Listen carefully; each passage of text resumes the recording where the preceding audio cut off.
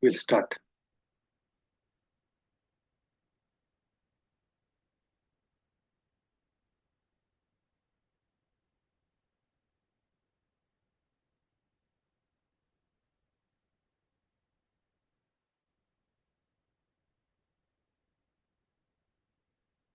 Namo tassa bhagavato arahato samma sambuddhassa. Namo tassa bhagavato arahato samma sambuddhassa. Namo tassa bhagavato arahato samma sambuddhassa. Itipiso bhagavarahang samma sambuddho vidyacharana sampanno sugato lokavidu anuttaro purisadamma sarati satta deva manusanang buddho bhagavati namo tassa samma sambuddhassa swakato bhagavata dhammo sanditi ko akaliko ehipassiko vapanayako pachatang veditabbo vinnuhiti नमो तस्सनियानिक सदम्मसा सुपटिपन्नो भगवतो सावकसंगो उजुपटिपन्नो भगवतो सावकसंगो न्यायपटिपन्नो भगवतो सावकसंगो सामीचिपटिपन्नो भगवतो सावकसंगो यदिदं चत्तारि पुरिसयुगानि अट्टपुरिसपुग्गल एषा भगवतो सावकसंगो आहुनेयो पाहुनेयो दक्किनेयो अंजलिकरणीयो अनुत्तरं पुण्यकेतं लोकस्साति नमो तस्स अट्ट अर्यपुग्गला महासंगसा.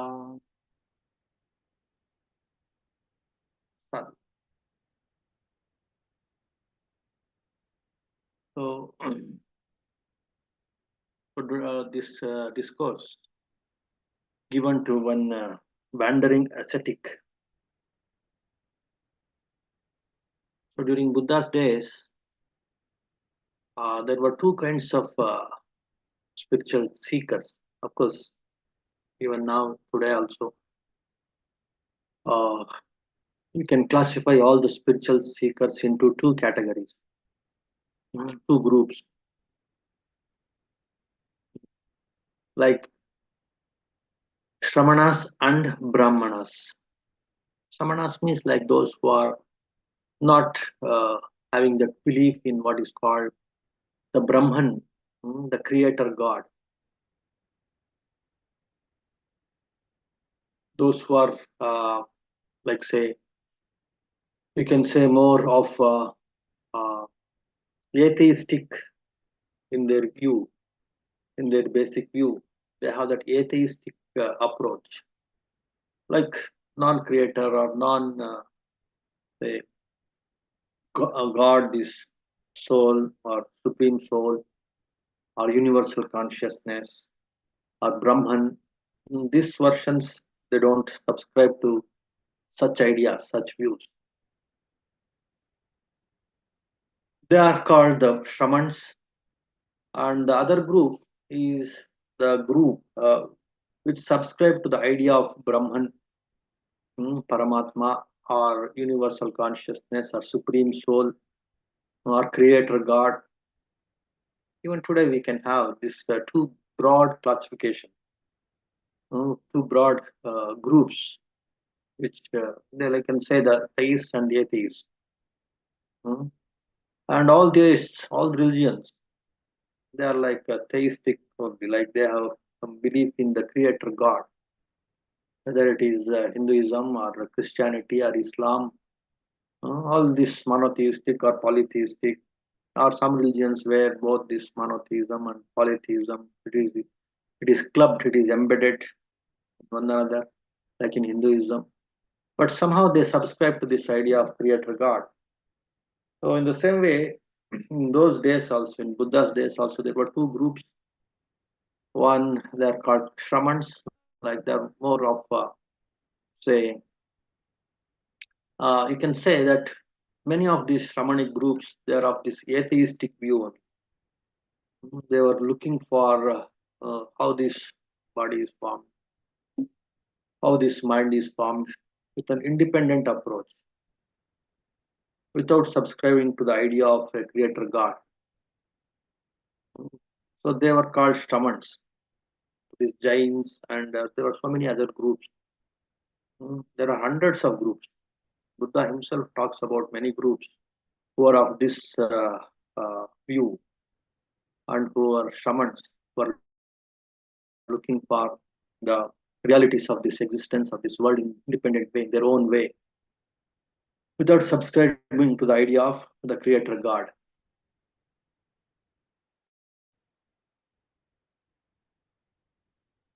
There were some great teachers during those days also, like Makkadi Goshala, Adita Kesa Kambali, and of course this Jain uh, Nigantanatha. That time he was called Nigantanatha. Hmm. So in that way there were so many groups, and this of course Brahminical views also, they were very much there.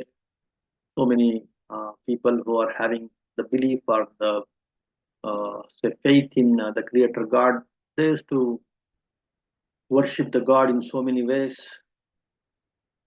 There were so many sects among these so-called the God-centered views, the people who are having this God-centered views. So in that way, of course, India was a like say it was a boiling pot. So many kinds of seekers. So all of them, they can be classified into these two categories: the Shramanic group and the Brahmanic group.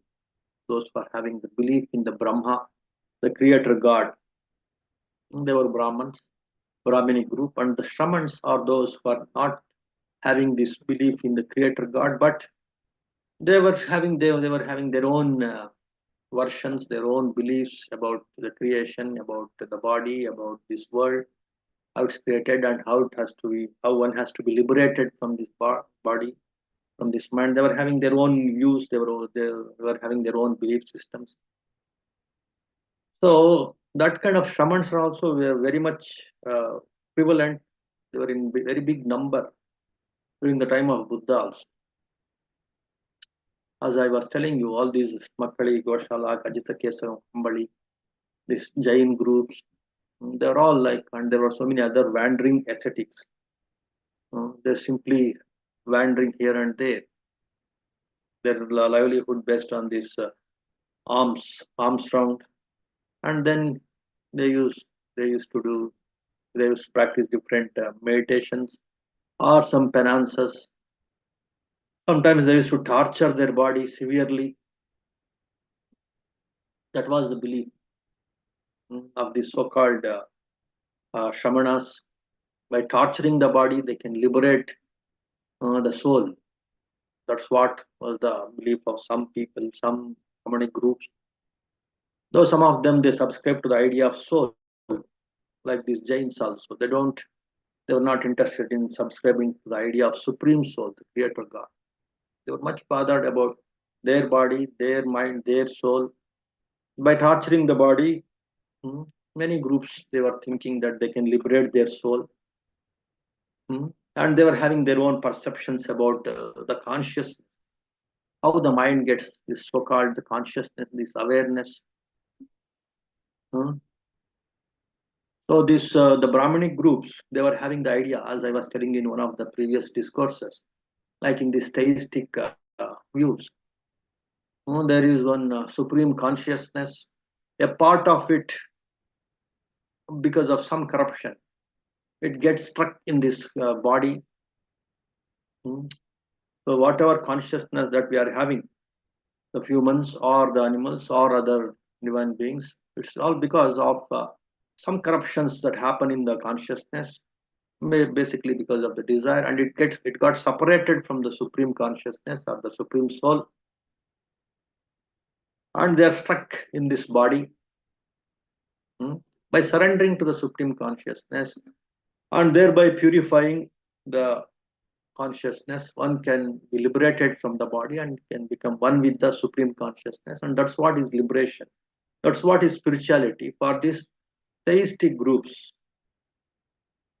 For the atheistic groups, it is to control the body, senses, and not only control, torture the body to some extent in the name of control, and then the soul will be liberated and it will get what is called that emancipation, and it will become absolutely free.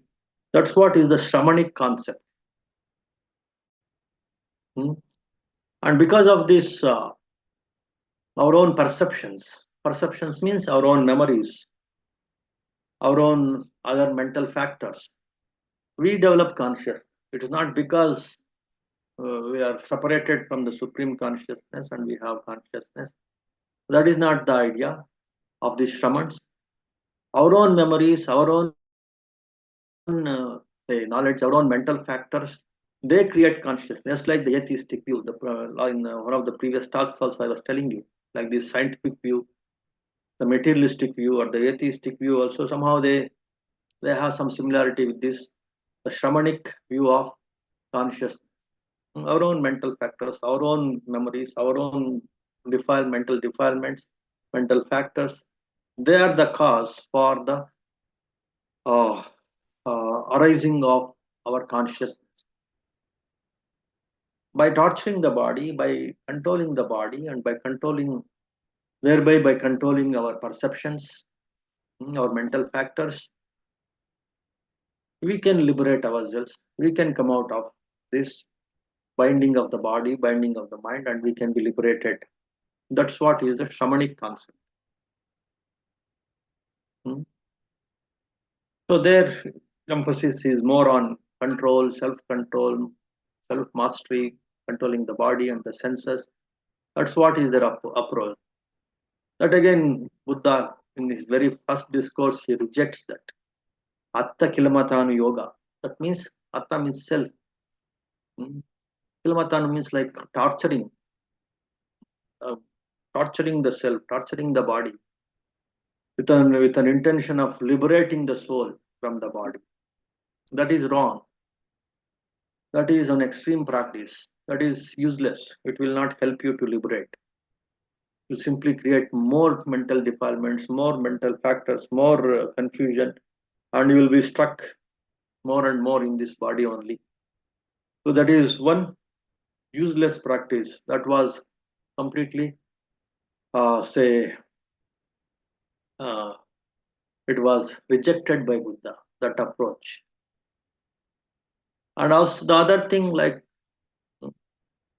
so the simply glorifying the body, enjoying the bodily things, enjoy all the bodily essential desires, simply having the idea that say one time by completely surrendering all these bodily things and all these bodily senses, sensual pleasures, surrendering to the supreme soul, by thoroughly enjoying the sensual things, it's okay, it's good enough, and that is the way to live in this world.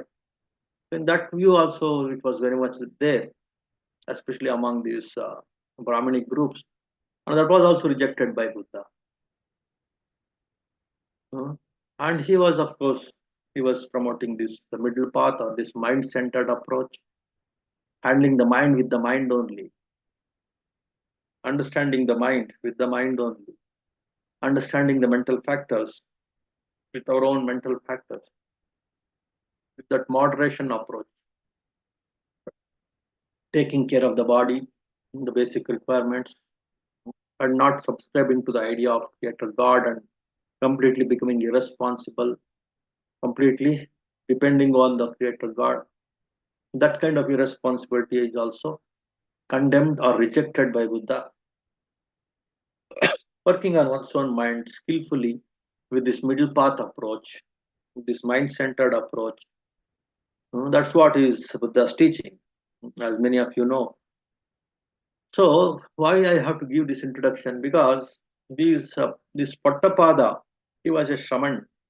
Shamana means like he was like a wandering ascetic, having so many wandering ascetics as his disciples, and of course, uh, it was not like one very organized group. It was not having a very organized group. They were all like seekers. They were all like not like established sect kind of thing. It was an unorganized wanderers group, and they were also there in that city, Shravasti. Present day, it's called Shravasti. It's in UP, the northern UP, and that time it was called Savati. Buddha used to spend much of his time in that city. He was having so many monasteries there in that city. And one day, after his say, he thought of going for his alms round, but it was too early in the morning.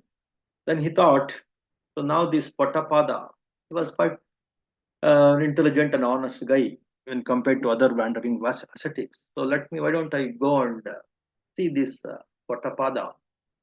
And if they have some interest to listen to me, let me teach them this Dhamma. Hmm? So in that way, Buddha decided to meet this Potthapada along with his big gathering, a great gathering. They were all assembled in one park, one big hall built by the queen of that province, Queen Mallika, and it was a debating hall. So many of these spiritual seekers they used to assemble in that hall, and they used to have a lot of debates to understand each other's views. And in that hall, this Potthapada, along with his so many other wandering ascetics, they were there, and Buddha he decided to meet them. So after his uh, this getting ready with his arms bowl and also with his robes and all, so Buddha started. He traveled to this uh, Pottapada's this assembly. It was called the single halled assembly, single halled say park. There was an hall, and in that hall, these people were there. So Buddha, so he went there, and there was a lot of commotion. These people they were so talkative, so shouting, screaming, and making a lot of noise, lot of commotion they had created. And Pottapada is a sensitive guy and sensitive person. He saw Buddha coming from a distance. Itself he saw, and he told his people, "Don't shout, don't scream, be silent. Ramana, this Buddha, he won't like this noisy environment, noisy people. So if we keep silent, then he may approach us and he will discuss or he will talk to us. He may show interest in talking to us. If we create this kind of commotion, he will not come to us. He will go away from us. So don't make noise. So let us welcome him. He is a very renowned, enlightened person. People revere in across the provinces. So let us not create this commotion. So just keep silence. In that way, he requested this group, and they became silent. And when Buddha approached, and they showed a lot of respect, of course, Potthapada, he showed a lot of respect, and he asked him to sit down, and he showed some higher seat to Buddha, and then he sat near Buddha, and he requested Buddha to teach the Buddha to teach Dhamma. Before that, Buddha only asks him, "So what were you discussing before I came here? What you were discussing?" Then he said, "Please don't worry about those things. So you please give us your teaching. So whatever we are discussing, it's of not much value, much sense. That you please forget, and you teach us your Dhamma, your view, uh, your famous teachings that people are appreciating. So please teach those things." In that way, he requested as a gentleman. Then Buddha,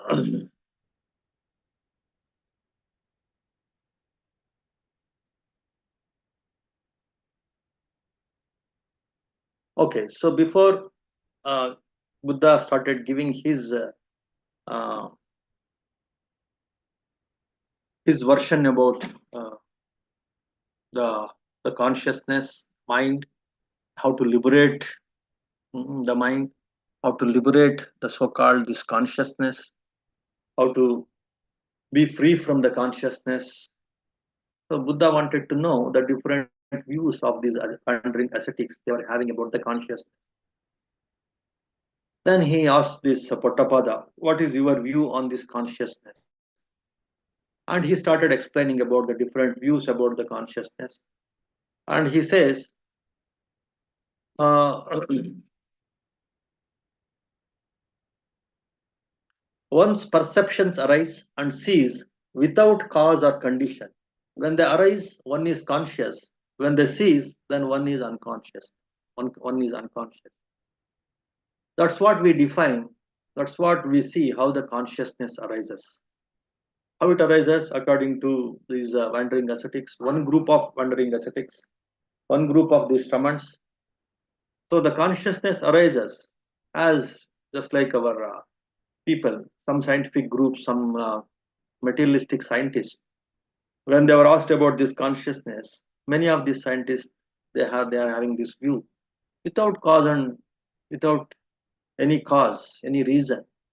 Some factors will come together, the mental factors, like our memory, our greed, our ignorance, our hatred. So many factors are there. There are some 52 factors according to Buddha, and of course, according to so many other philosophers, so many other ascetics, so many other scientific, say, the psychologists.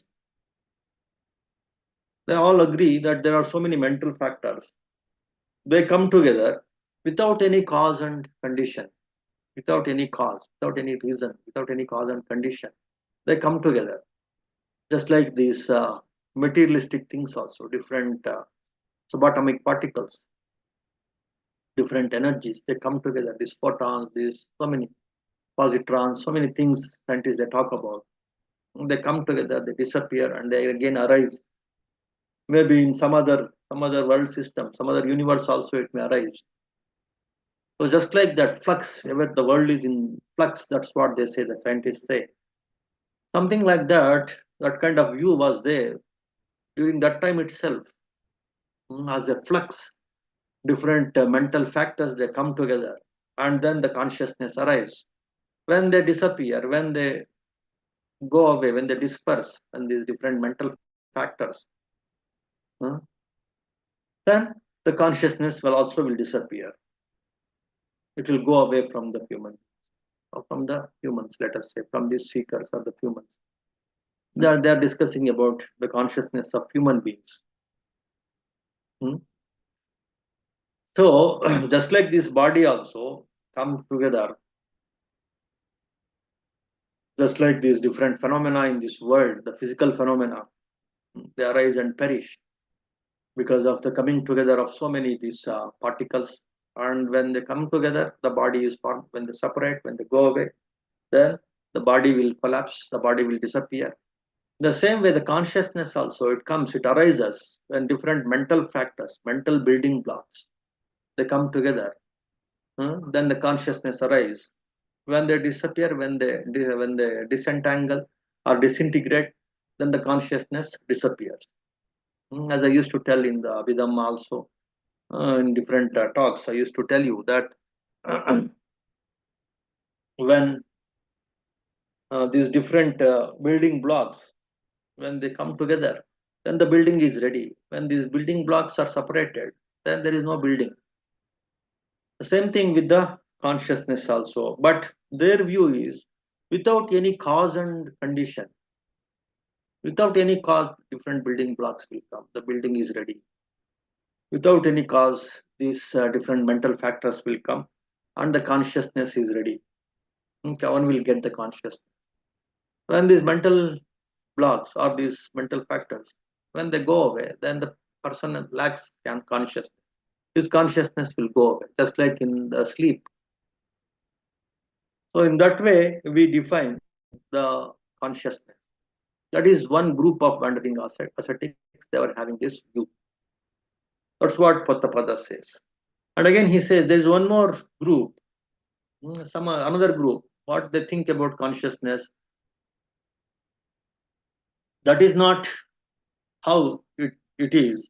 Perceptions are a person's self, which comes and goes. When it comes, one is conscious. When it goes, one is unconscious. The very perceptions, where the very mental factors, one's own greed, one's own memory, one's own knowledge, one's own hatred, that itself is the self. That is one person's self.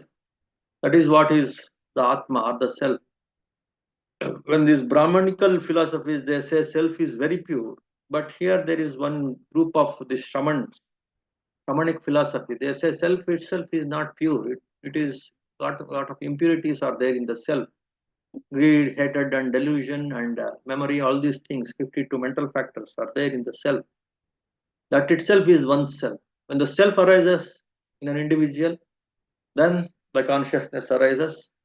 When that self disappears, the consciousness disappears. When you come out of this idea of self, then the consciousness will go away. When you bring in this idea of self, then the consciousness comes. It's all this idea of self itself that is the cause for these perceptions and the consciousness to arise. In that way, some people, some wandering ascetics, they think. In that way, this Potthapaada started explaining about the nature of consciousness, how it arises by a group of wandering ascetics that he explains. Then there is one more group which may say, which may not agree with this view also about the view of self, the very perception of self. When the self arises, consciousness arises. When the self disappears, consciousness disappears. Some people, they don't subscribe to this. They don't buy this idea also. They have another belief about this arising of consciousness. What is that? There are some very powerful ascetics who are very, very powerful. Some rishis, some powerful ascetics. They actually, what they do, they draw down the consciousness into the human beings. With their power, they draw down the consciousness. When they draw down the consciousness into a human, then the human become conscious. When they withdraw the consciousness, because of their power, the very powerful rishis, when they withdraw this consciousness from the human, then they lose it. So it is because of some very powerful ascetics, powerful rishis, powerful, say, yogis or rishis, because of their power, human beings, they get consciousness and they lose consciousness. That is the version of some of our ascetics, some of our wandering ascetics. All these things, somehow, say, partially they were observing in the society. Without cause and effect, some people are getting consciousness. So when they are in deep sleep, there is no consciousness. When they wake up, then because of so many, like say, their desires, their hatred, automatically they used to get their responsibilities that they do in the society. Automatically they become conscious. So because of that kind of observation, partial observation, they used to think, they used to design, they used to frame this kind of views, this kind of theories. And when again in the deep sleep, there is no idea of self, there is no idea of I-ness and minus. At that time, there is no consciousness also. But once you wake up, then you see I and me, all these things will come. My family, my work, my job, all these ideas will come. Because of that very idea of self that comes, the consciousness also comes. So because of these partial observations that you used to see in the society around them, they have designed all these postulates, all these theories about the self, about the consciousness. And again, some people have seen, some very, very powerful people, some rishis, some yogis, some tapasis, they used to control the people, control the people's minds. They used to make them conscious. They used to make them unconscious with their power, with their chantings, with their sounds, with their mantras. That also they used to see. And then this kind of theories, this kind of postulates, like what? Because of this ascetics, because of these powerful people, there is the people are getting consciousness. People are becoming unconscious because of this powerful people who withdraw the consciousness, who draw in the consciousness into the human beings. So in that way, the consciousness arises and perishes. So that is the version of some of our wandering ascetics, shamanas. That way, Potthapaada explains. And again, there may be some other group of wandering ascetics who may not agree with this, who may not subscribe to this idea also. They may be having some idea that there may be some deities. There are some deities, of course. There are some deities who are very, very powerful, for having a lot of great powers, great influence. They draw down the consciousness into a man, into a human being, and they withdraw the consciousness from a human being. And because of their power, the great deities, the great divine beings and deities, because of course they don't used to subscribe to this idea of Brahman, all powerful Brahman, all creating Brahman. But there are some deities who are very, very powerful, and because of their power, their influence, their great power, they again draw in consciousness into human beings and they withdraw the consciousness beings. That way, there is this consciousness arising and perishing of consciousness that we can see in the human beings. That's what is the version of some of the wandering ascetics. In that way, this Potthapaada explained about this, the atheistic views, the views which are independent of the Creator God, about the self, about the consciousness. So these four kinds of consciousness, the arising of consciousness or the withdrawal of the consciousness, because of one's own perceptions, because of one's own mental factors, or one's own memory, one's own greed or hatred. So these things come together without any cause. That's why consciousness arises. That is one state of one theory of consciousness among these uh, ascetics. Then we can call them as atheistic ascetics.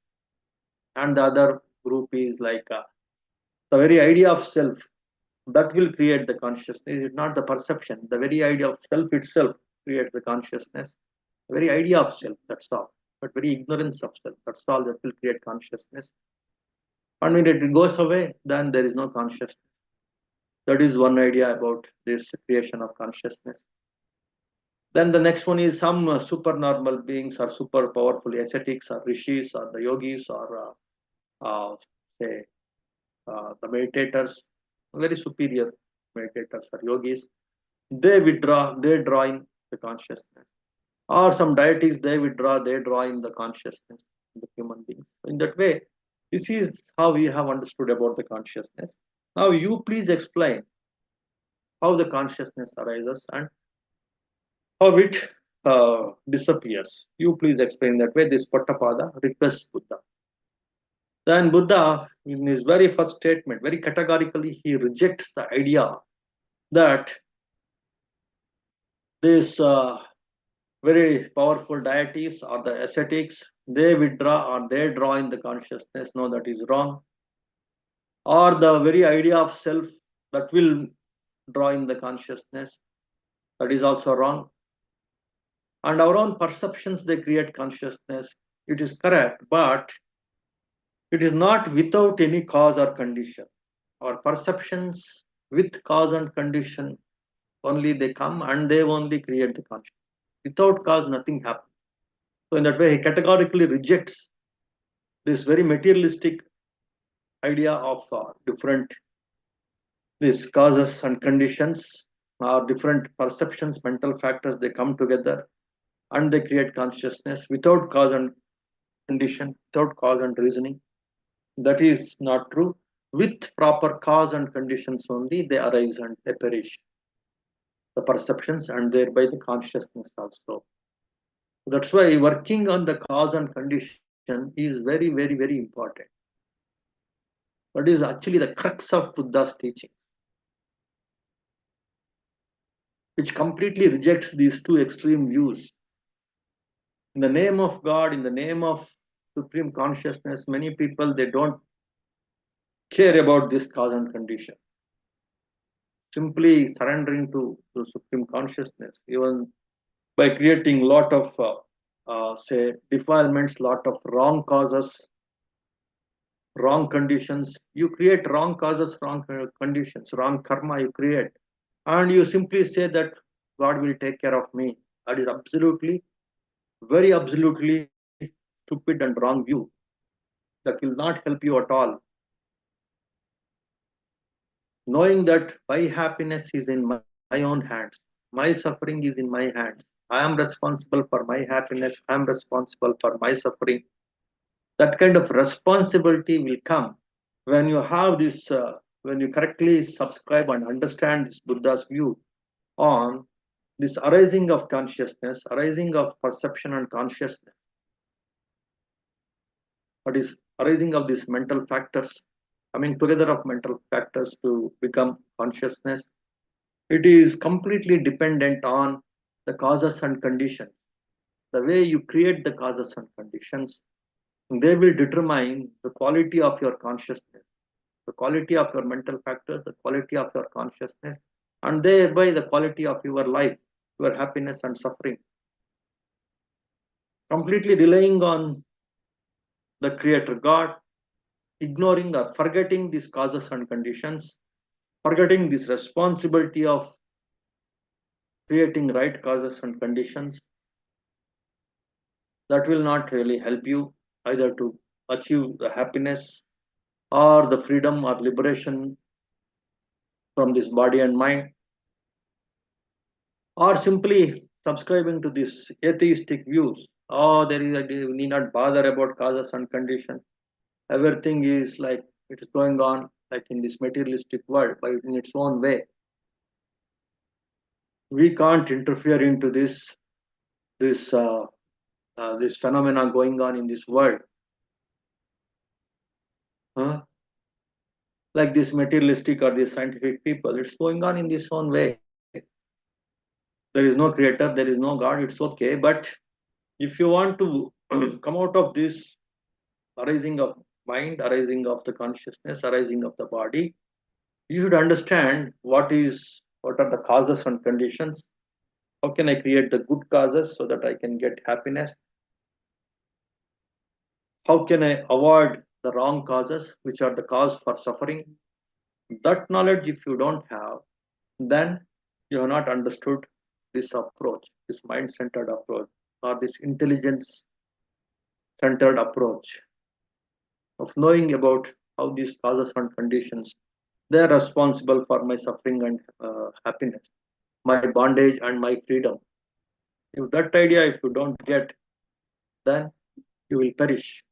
Both these views, extreme views, will not help you. In no way they will help you. That will be it will be like some intellectual entertainment. That's all, or some intellectual game that you are indulged in. That's all. Hmm? If you don't understand that you are responsible for your happiness and your suffering, huh? So then you don't understand how to fix, how to substitute the wrong causes with the right causes, and how to progress in the sophistication, in the subtleness of this consciousness, and how to liberate this consciousness. That idea you will not get, and you will not progress in your happiness, in your liberation, in your freedom.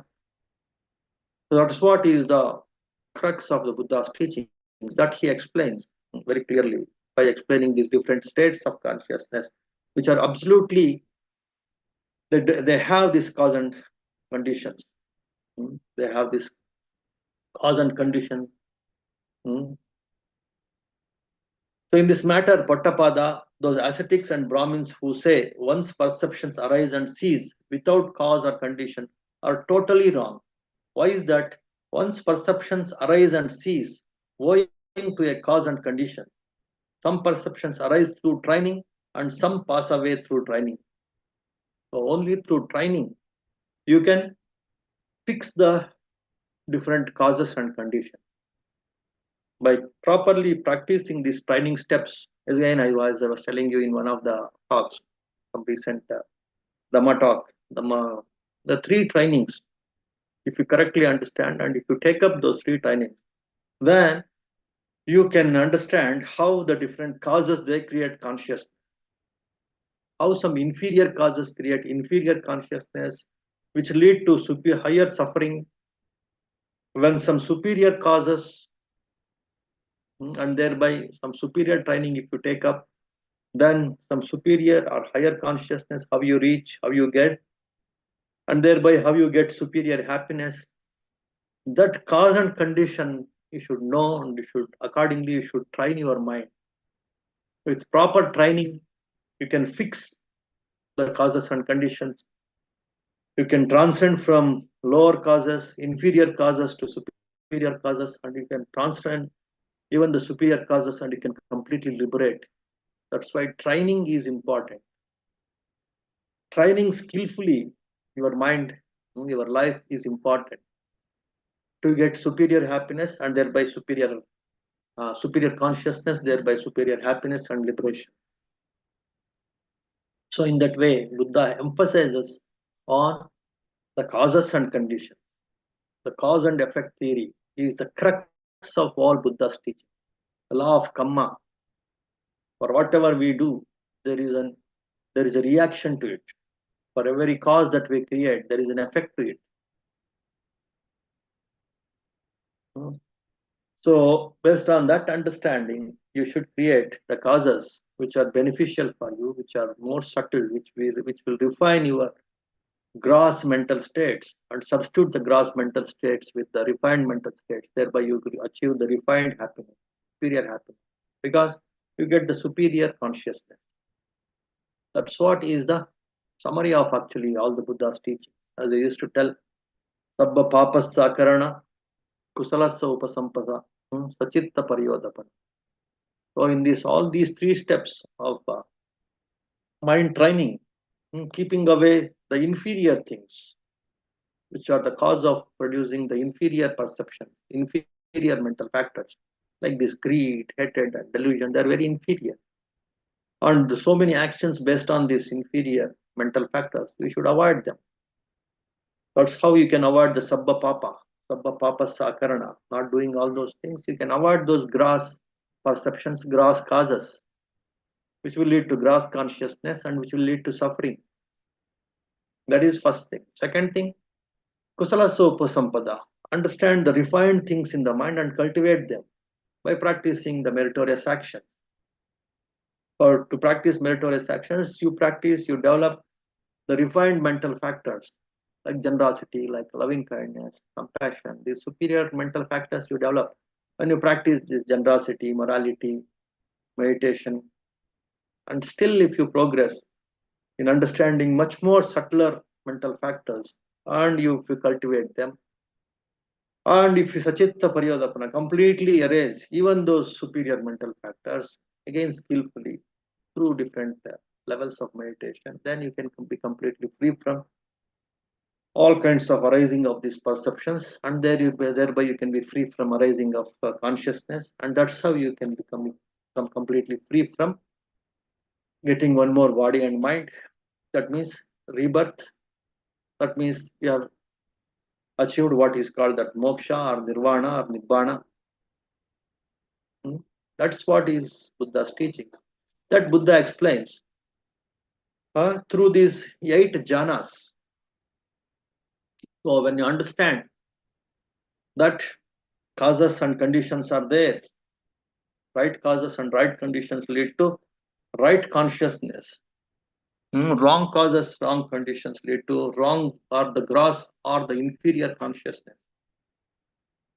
So what you have to do? First, you have to do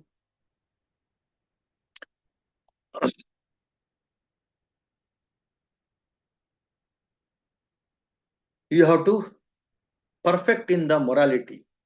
You have to control your senses, restrain your senses, because the senses are always they look for some gross things, out of greed, out of hatred, out of ego, out of say ignorance. By controlling your senses, by practicing morality, not to kill means automatically your greed, your hatred will reduce in the mind. Not to steal, your greed will reduce. Not to lie, again your ignorance, your greed, your hatred will reduce. Not to indulge in sexual misconduct, again your greed and your ignorance will reduce. Not to take intoxicants, again your ignorance and greed will reduce. So in that way, if you practice morality, hmm, as I used to, as of course Buddha also used to tell about these meritorious actions. So one of the very powerful meritorious action is Shila. When you practice this Shila, this morality, this moral conduct, then automatically a lot of your gross, these mental factors or the perceptions, they will reduce.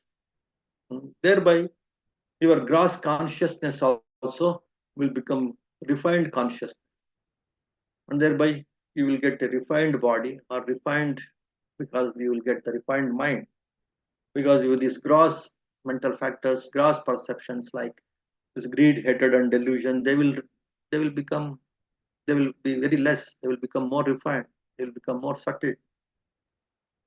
So instead of those gross, you may develop more refined mental factors like loving kindness, compassion, wisdom. These things will become more predominant, and they produce a superior consciousness. In that way, you should first practice these meritorious actions, especially this morality. Then automatically you can keep away lot of evil things, lot of gross mental factors, lot of gross consciousness will go away. You start getting the refined consciousness. And with that refined consciousness, when you sit for meditation and keep focusing, develop much more refined, say, mental factors like ekagata, concentration, vitakka, concentration, uh, vichara, iti, sukha, ekagata. They are like jhana factors. They are like very superior mental factors. And you keep developing them by developing your concentration on the meditation object, the mind becomes much more refined. You will get much more superior mental factors and much more superior consciousness. Consciousness full of that light you will get, and you will get absorbed in that light, and you get what is called that first jhana consciousness. So that is one state of consciousness. The same ways, if you keep on working on your mental factors, keep substituting even this a little bit wobbling concentration into a more perfect concentration, then you will get much more superior mental factors like only sukha, ekagata, piti, very, very subtle mental factors you will get, very, very refined, full of joy, full of happiness, full of concentration, full of light. That kind of superior, much more superior consciousness you will get. That is called the second level of consciousness, which you are going to get in the second jhana. So that is the next state of consciousness. The same way, you keep on refining with your concentration, with your attention, with your focusedness, with your skillful meditation, then you will get the third level of consciousness, that is the third jhana consciousness. Then you will get the fourth level of consciousness, that is the fourth jhana consciousness. So there you become more and more subtle. You will, the light also becomes more and more luminous, and you will achieve very, very superior mental factors, perceptions, and thereby you will get the superior, the consciousness, the fourth jhana consciousness. That is the fourth state of consciousness. And again, you transcend all these mental factors. They're responsible for the body to arise. Even the subtlest body also, it will disappear. It's called arupa jhana consciousness. The first arupa jhana consciousness is you experience only space, entire space, everywhere only space. There is no body at all. That kind of akasan chaitana, the infinity of space consciousness that you achieve. In this fifth jhana consciousness, then you achieve the infinity of the consciousness itself. Then you achieve nothingness consciousness. Then that is the seventh jhana. Then you achieve very, very controlled perception. It's called neither perception nor non-perception. That kind of very matured or very, very sophisticated consciousness you'll get. That is the eighth jhana consciousness. So these are the 8 levels of consciousness, 8 states of consciousness, which you can have to train based on these causes and conditions only. Don't ignore the causes and conditions. And what is the way to substitute the wrong causes from the right causes is by practicing this Shila, Samadhi, Panya. Shila means morality, practice the morality, thoroughly understanding the morality. If you practice them, then the mind becomes very refined. Then it will be able enough, it will be strong enough, it will be capable enough to practice what is called the Samadhi. So in this samadhi practice, this 8 jhana consciousness you will achieve. So these are the 8 states of consciousness that I declare, not the other kinds of consciousness that people are talking about, like the consciousness that comes because without any cause and without any conditioning, the consciousness that comes because of the soul, the consciousness comes because of the other powerful ascetics or the powerful deities. No, that's all wrong. Even in this atheistic theories about the consciousness, all these wrong view concepts are there. That's all wrong. All consciousness arises because of the cause and conditioning. Without cause, nothing happens in this universe. Even for the consciousness to arise, also there is a cause. Understanding these causes and conditions and fixing all the gross causes, then your mind is eligible to know about these 8 states of consciousness, these 8 jhanas, and that's how you can develop these 8 states of consciousness. And they are the means, that is the way, that is the path to progress in this liberation, in this happiness, in this freedom. And that is the way to get the absolute emancipation, nibbana or moksha or nirvana. So, in that way, Buddha teaches them very correctly about the path of liberation, about the path of this refining the consciousness by explaining about these 8 states of consciousness. So, in that way, these people they get a lot of knowledge about this consciousness and the path of refining the consciousness and liberating the consciousness. So this Potthapaada becomes very happy, and then again he started asking so many other questions also. How people they talk about the soul. Soul is nothing but just for some people the body itself is soul.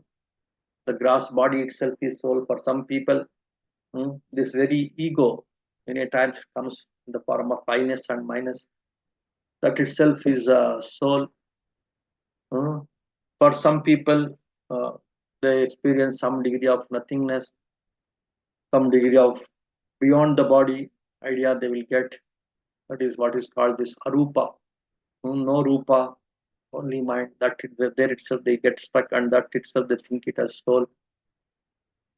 And that itself they think that they become one with the supreme soul. All those wrong ideas also, how it comes with this idea of soul, idea of self, all those things Buddha explains. Of course, now there is no need because today's topic is about the states of consciousness. Then of course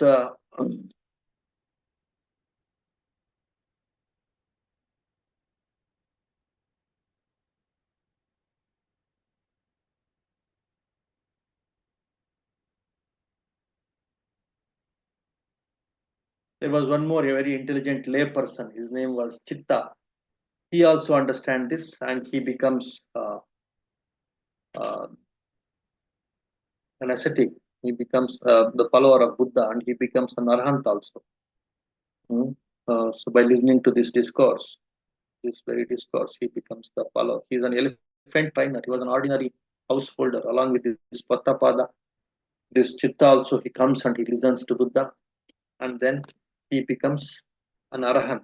So this very idea of these 8 states of consciousness and how one has to develop these 8 states of consciousness, but by correctly understanding this law of cause and conditioning, law of cause and effect, law of this karma, and how by practicing this meritorious action like Shila, like Dana, how one can control the senses, control the mind, control one's focusedness, concentration, sensitivity of the mind, and how he can become able and eligible to practice samadhi, and thereby how he gets these 8 states of consciousness by developing superior concentration and correctly handling this concentration, moving from first jhana to second jhana, first level of jhanic consciousness to second level of jhanic consciousness, and how one can progress in these states of consciousness up to this 8th state, and from there how one can completely emancipate, completely uh, stop producing any causes and conditions, for the again one more consciousness to arise, how it stops, and how he becomes completely emancipated.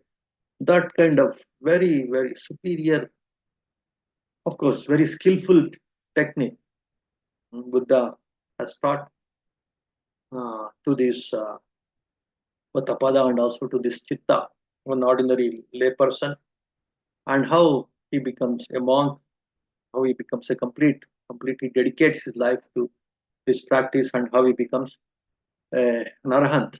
That is what is there in this discourse, Potthapaada Sutta. And Potthapaada also he becomes a very devout disciple of Buddha. And all other wandering ascetics, they could not grasp this. They could not understand this. So when Potthapaada started appreciating and prizing Buddha because of this very authoritative approach, very skillful, very scientific, very progressive approach, when he started prizing Buddha, they started teasing and condemning Potthapaada. You being a wandering ascetic who is interested in controlling the body too much by torturing the body, we can liberate the soul, we can liberate ourselves. That idea, that atheistic idea, you don't have. You simply subscribe to Buddha's idea, and in that way they started teasing and condemning Potthapaada. But Potthapaada, being a wise man, he ignored all those comments, and he ignored all those people, and he started following the instructions of Buddha, the training techniques of Buddha, and he became a very successful meditator. And this Chitta, he became a full-time meditator, and he became an arhat also. Within no time, he became an arhat also. In that way, understanding this training, mind training, based on this cause and effect is very, very crucial. As householders, many of you should know this this universal law of cause and effect. You don't understand this, and you don't understand, you don't cultivate uh, this mind-centered techniques, this very understanding of the morality, how we should practice, why we should practice. That clarity you won't get. The very understanding of these meritorious actions, why we should take up meritorious actions. Whatever we give, we get back. For that reason, we should do good things, the meritorious things, the generous things. That is one reason that we should keep in the mind as a householder, because always all of you want the good things. If you want good things, you should perform good. If you don't want to be killed, then you don't kill. If you don't want to be cheated, then you don't cheat. For that reason, you should practice all these meritorious actions. And the second reason is the mind will be ready for the second step, that is your meditation, concentration. If you don't perform the meritorious actions and control your senses and develop your mind, then your mind will not be ready for concentration. Then you can't reach these 8 states of consciousness. Because of that reason also, you should understand these causes, this law of cause and effect, this karma niyama, karma theory, and accordingly practice these meritorious actions to develop the mind, to liberate the mind, free the mind, to develop superior levels of happiness, superior levels of consciousness. For that reason also, one should take up these meritorious actions, one should take up this morality, virtue, practice of moral actions, moral precepts, one should stick on to. Because of these two reasons, appreciate this morality, appreciate this meritorious action, practice this meritorious action, morality, generosity, respecting the respectable wise people, following the some right path, like this right view path, straightening the view, listening to this kind of correct dhamma, performing the meritorious actions in the form of punyanumodana also, discussing the dhamma, and all these things. If you perform, if you practice, then you are into these meritorious actions. Then it will prepare your mind for concentration, for meditation, for mental stillness. Then you reach these 8 states of jhanic consciousness, where you experience very, very subtle, very, very superior happiness, superior freedom, superior consciousness. That's what is about this states of consciousness, according to Buddha and according to other atheistic, other shamanic groups. The different states of consciousness, the different ways of person getting withdrawn from the consciousness. Those things we have seen, and I think that much is enough for today. And if you have some quick questions, you can ask. Otherwise, we'll conclude with small chant. So understanding this Buddhist cosmology, understanding this Jhanic consciousness, and understanding how the right causes will lead to right effects. So then your understanding of this law of cause and effect, law of karma becomes stronger and stronger. That's what is actually one of the aspects of right view. If you have understood this law of cause and effect correctly, by understanding this cosmology, this Jhanic consciousness, this three-step training, then you have understood the right view also. You are progressing in right view also. Okay. So I think this much is enough for today. Now we'll conclude with small chant. Namo tassa bhagavato arhato samma sambuddhassa bhavatu sabba mangalang rakkantu sabba devata sabba buddhanubhavena sabba dhammanubhavena sabba sanghanubhavena sada swati bhavantu te sukhi bhaveyan niddukho ahang nicca ahang viya ida cha me sukhi hontu majjata chatavedino imam hi gammante dhamme satta hontu sukhi sada ततो परंचारज्येषु चक्रवालेषु जन्तनो सत सत सत